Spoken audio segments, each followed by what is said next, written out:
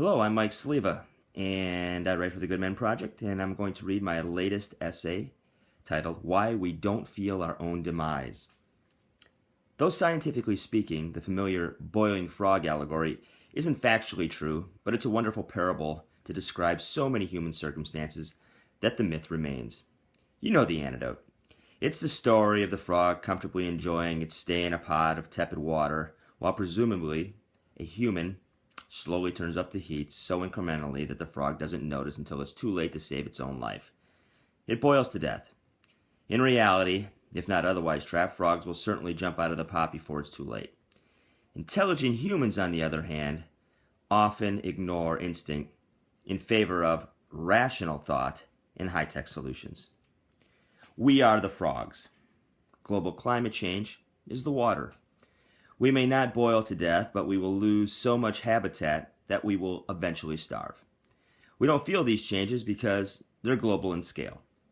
We have our eyes on something we consider more important: money. Economic growth, both personally and globally, is the prize we seek. This prize pursuit is what drives the heat engine known as industrial civilization.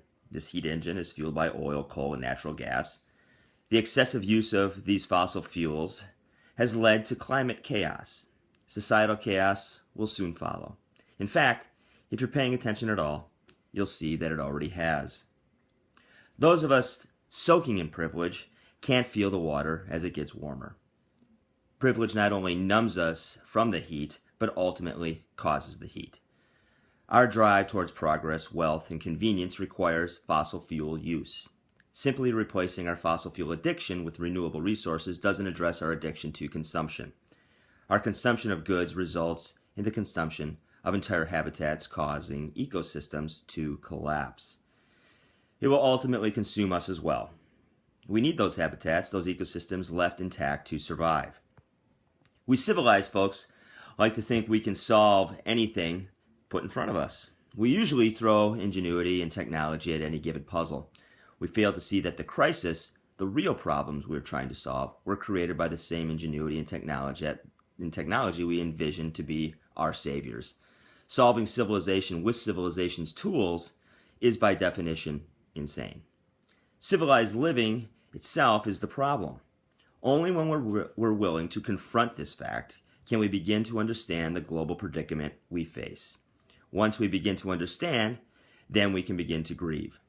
Instead, we repeat the same pattern of further compounding our problems with ingenuity and technology, only to dig ourselves in deeper.